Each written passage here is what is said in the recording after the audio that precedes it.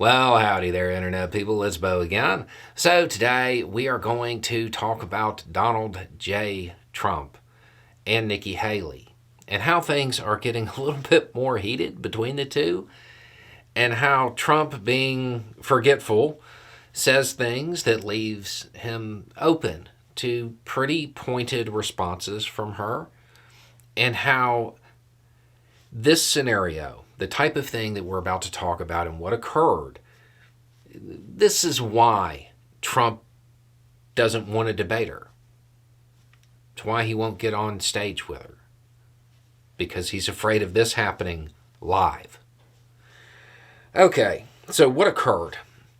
Trump was telling one of his stories. You know, all the stories that he tells about people. He's like, oh, and this person came to me and said whatever.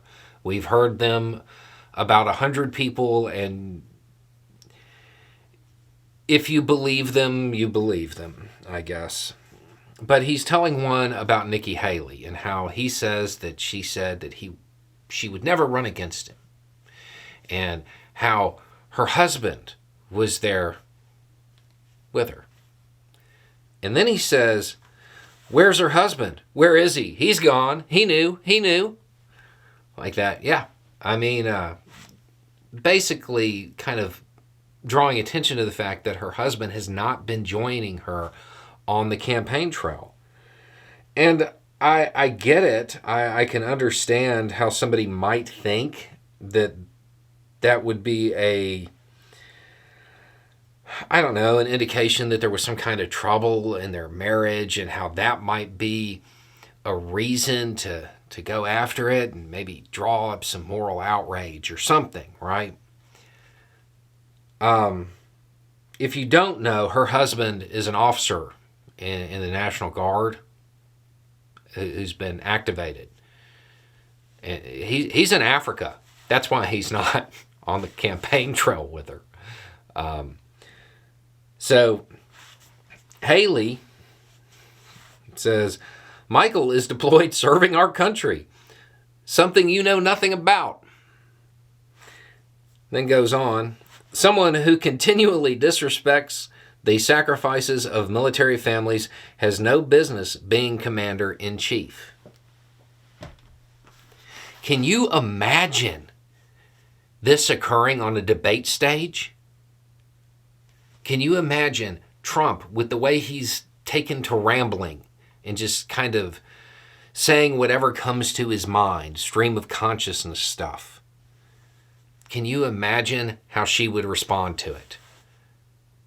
Pointed remarks that just expose him for who he is.